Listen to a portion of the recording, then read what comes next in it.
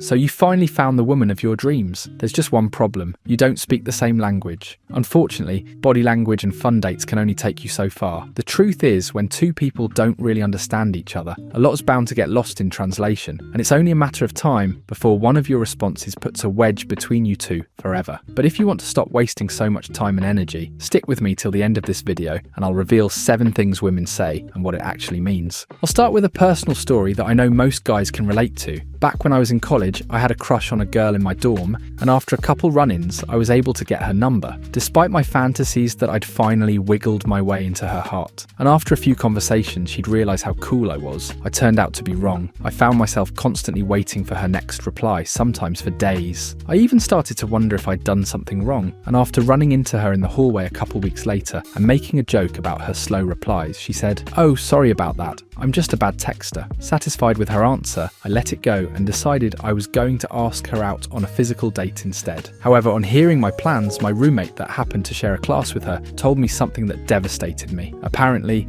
my crush, let's call her Jessica, wasn't a bad texter after all. In fact, she was quite active on their class's Facebook group and would often reply to messages at odd hours of the day. It was then I realised that no woman is too busy to respond to your messages if she's actually interested. She just doesn't want to talk to you. Another thing men often misinterpret when women say it operates on the same principle. I'm 100% certain that if I'd gone on with my plans to ask Jessica out, she would have made up an excuse and told me she was busy. But in reality, that would have simply been code for, "I'm not interested in hanging out with you." Don't get it twisted. I'm not saying every woman you ask out that claims to be busy is actually not interested. If she has school, a job, or other personal commitments, it's reasonable to assume that your suggestions could clash with her current schedule. So how do you tell the difference between a genuine "I'm busy" from an encrypted one? The truth is, there's only one surefire way to tell, and that's by asking yourself, does she suggest an alternative? For example, if you ask a woman out and she says, "Friday doesn't work for me, can we do Saturday instead?" Or, "I'm out of town right now, can we make it next weekend?" Then you know that seeing you is a priority for her, and it's just a matter of aligning your schedules. But don't get ahead of yourself too quickly. Just because a woman makes seeing you a priority, despite her busy schedule, doesn't guarantee that she wants to be with you. She may just simply enjoy your company, or other perks that come with going out with you. That's why when you finally work up the courage to ask her to be your girlfriend, she may say something like, "I'm not looking for a relationship right now." This statement is the female equivalent of when guys say, "It's not you, it's me," right before breaking up with a woman. It's an escape route to avoid hurting the other person's feelings, instead of simply coming out to say, "You're not my type." So the next time a girl tells you she's enjoying singlehood or not looking to date right now, don't wait around for her. While she may mean it in the moment, a woman will always throw those inhibitions away if she meets a guy she really likes. And if it isn't you just have to deal with it. Speaking of dealing with things, you may have some work to do when a girl tells you, "I'm fine." Trust me, if your instincts prompted you to ask her, "Are you okay?" then you should trust your gut and not get carried away with such an impersonal response. You might be wondering, well, if she's an adult, why can't she just come out and say what's making her upset? And under normal circumstances, yes, that would be a valid stance to have. But I need you to understand that women are raised to be amicable, and blowing a tantrum when she's upset is often a no-no. So when she says, "I'm fine," when she clearly isn't, that may be her trying to regulate her emotions or avoid a confrontation. In response, you can try to get her to talk about it by asking, "Are you sure?" or simply reassuring her you're always there so she feels safe. That brings me to the next thing men often misinterpret, and that's when a woman says, "I just want a nice guy." But don't be fooled by this statement, because it's only half true. Yes, every woman wants a man that's patient, kind, and has all the qualities of Prince Charming. However, if that was completely true,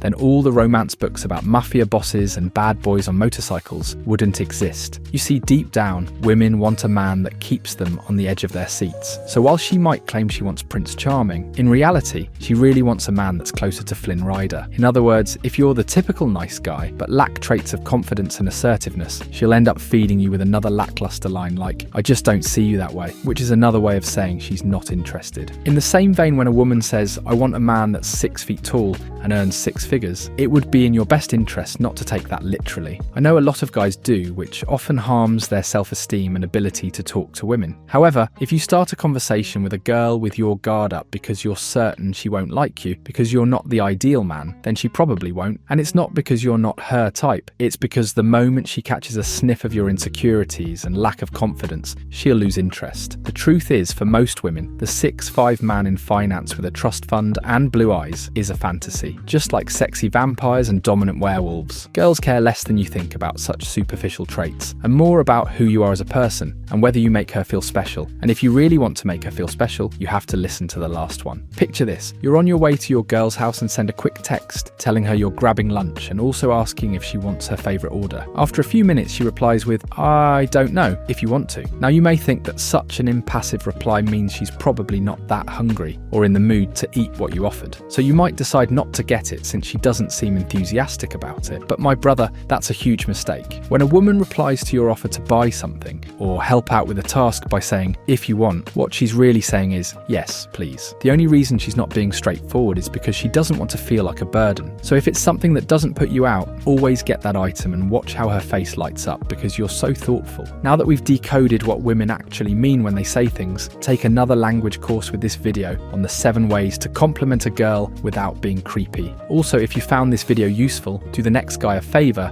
by hitting the like button and subscribe so you don't miss out on future videos.